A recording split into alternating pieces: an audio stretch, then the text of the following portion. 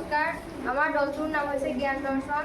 আমি নগাঁও জিলাৰ কঠীয়াতলী খণ্ডৰ কমাৰপানী গাঁও মজলীয়া বিদ্যালয়ৰ ছাত্ৰ। মোৰ নাম বিজয়ানন্দ দাস। মোৰ নাম শ্ৰী প্ৰতিজ্ঞা বৰুৱা। আমি পানী, ইয়াৰ সংৰক্ষণ, প্ৰদূষণ, অনাময় ব্যৱস্থা আৰু জীৱন ধাৰণৰ ওপৰত ক'বলৈ আহিছোঁ।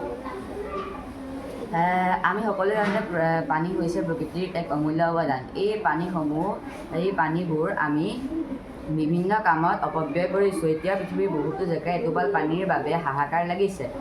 আমি এই পানীসমূহ অপব্যয় নকৰি আকৌ পুনৰ ব্যৱহাৰৰ ব্যৱস্থা কৰিব লাগে।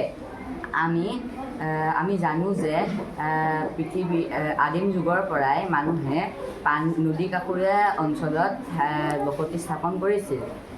এতিয়াও বহুতো মানুহৰ বসতি আৰু জীৱিকা পানীৰ ওপৰত নিৰ্ভৰ কৰে।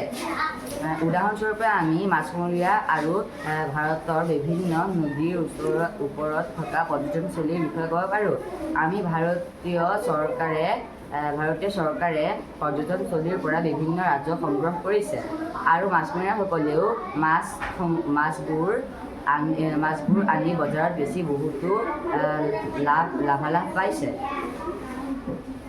পানী হৈছে প্ৰকৃতিৰ অৱদান। বিশুদ্ধ খোৱা পানীৰ অবিহনে আমাৰ জীৱন নিৰ্বাহটো সম্ভৱ হৈ নুঠে। ৰাতিপুৱা খোৱাৰ পৰা উঠাৰ পৰা ৰাতি শোৱাৰ মুহূৰ্তলৈকে আমাক প্ৰত্যেকটো মুহূৰ্ততে পানীৰ প্ৰয়োজন হয়। পানী মানুহে বিভিন্ন ধৰণে প্ৰদূষিত কৰিছে।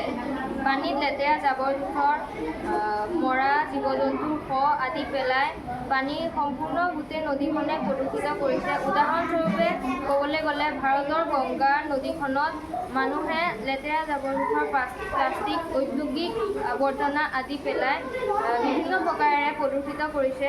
অসমৰ গুৱাহাটীৰ ভৰলু নদীখনো বহুত প্ৰদূষিত হৈছে। তাৰ কাৰণ হ'ল মানুহ।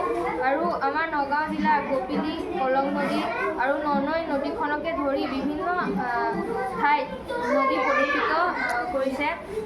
ইয়াৰ কাৰণ হ'ল মানুহে যাতে লেতেৰা জাবৰ-জোথৰ, প্লাষ্টিক আৱৰ্জনা, ঔদ্যোগিক লেতেৰা বস্তু মানুহে যাতে নদীত নেপেলায়, তাৰ বাবে চৰকাৰে কঠোৰ পদক্ষেপ হাতত ল'ব লাগে। আমি চৰকাৰক আহ্বান জনালোঁ আৰু চৰকাৰে যাতে মানুহৰ মাজত পানী সংৰক্ষণ, প্ৰদূষণ আদিৰ বাবে পদক্ষেপ লয়। ইয়াকে ক'লোঁ। ধন্যবাদ।